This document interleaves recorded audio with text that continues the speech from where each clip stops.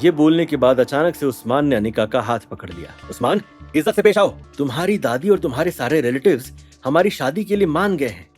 अब तुम्हें मेरी हर बात सुननी होगी। उस्मान का ऐसा रूप देखकर जावेरी परिवार के लोगों के होश उड़ गए थे। कल्याणी ने कभी नहीं सोचा था कि उसने जिस मेहमान को अपने घर में जगह दी वो इस तरह सभी के सामने अनिका का और जावेरी खानदान का तमाशा बनाकर रख देगा। छोड़ो मेरी बेटी को, हाथ छोड़ अनिका का। तो ये मत भूल कि तू कहाँ खड़ा है। ये तेरा इलाका नहीं है, ये जावेरी खानदान का घर है। छोड़ दे अनिका को। जब अनिका ने देखा कि उसके परिवार के मर्द भी अब उसे बचाने के लिए मैदान में कूद पड़े हैं तो पता नहीं अचानक से उसके अंदर ताकत कहां से आ गई और उसने एक ही झटके में अपना हाथ उस्मान के हाथ से अलग कर दिया। ये सीन देखकर अशरफ ने कल्याणी की ओर देखा जो पूरी तरह से गुस्से से जल रही थी। नवीन, मुझे नहीं पता था कि तुम्हारे दोस्त मौके को इस तरह से बुनाना चाहेंगे जो जावेरी परिवार की आन बान और शान के खिलाफ है। माँ, मुझे लगता है कि आपको अनिका की शादी उस्मान से करा देनी चाहिए। कॉम्पनसेशन के तौर पर हम नक्श को थोड़ा पैसे दे देंगे। ऐसी अपॉर्चुनिटी हमें कभी नहीं मिलेगी। 1000 करोड़ रुपए से हम सूरत में तहलका मचा सकते हैं। ये सुनने के बाद कल्याणी भी इस डील के लिए राजी हो गई थी। इस समय चित्रा का दिल पूरी तरह से मचल गया था। वो बिल्कुल भी नहीं चाहती थी कि उसकी बेटी की शादी उस्मान से हो, लेकिन वो कुछ कर नहीं पा रही थी क्योंकि अशरफ के आदमियों ने चित्रा को रोक रखा था। ब्यूटी, अब हमें कोई भी डिस्टर्ब नहीं करने वाला।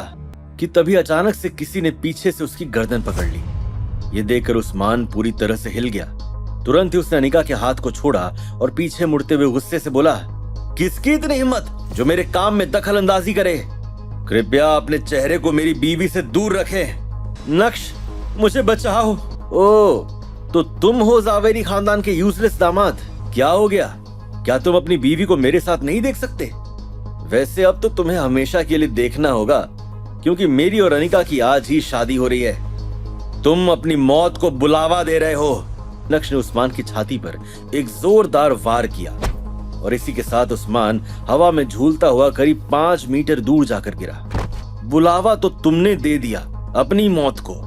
अच्छा हुआ तुम खुद ही मेरे सामने आ गए, वरना मैं तो मेरे आदमियों को तुम्हें ढूंढने के लिए वैसे ही भेजने वाला था।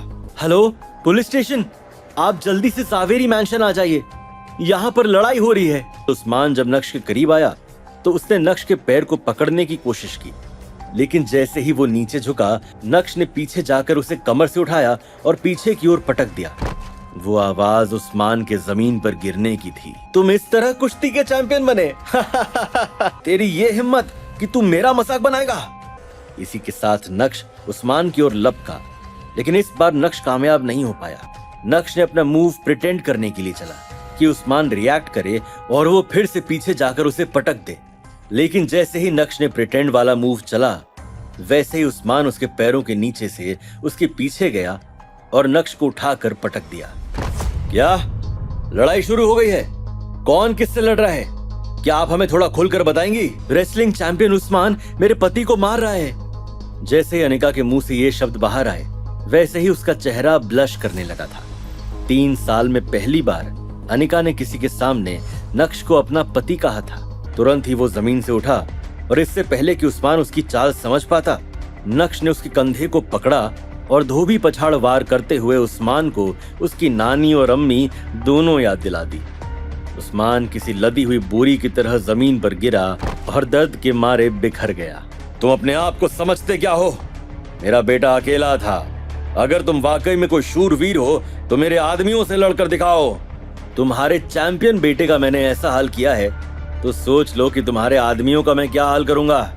इससे पहले कि अशरफ अपने आदमियों को लड़ने का इशारा देता, नक्श की बात सुनकर उसके आदमियों के चेहरे पर पसीने छूटने लगे और वो सभी दुम दबाकर भाग गए। अब अशरफ अली पूरी तरह से अकेला पड़ गया था। ये देखकर उस्मान ने जमीन से उठने की कोशिश की, लेकिन तभी नक्श ने उसकी छाती पर एक जोरदार वार किया। अभी थोड़ी देर पहले तू बहुत एरोगेंट हो रहा था ना? क्या अब तुझे मेरी बीवी नहीं चाहिए? मत मारो मुझे, मुझसे गलती हो गई। क्या बात है, तुझे पता चल गया कि तू गलत है? तो अब देख क्या रहा है?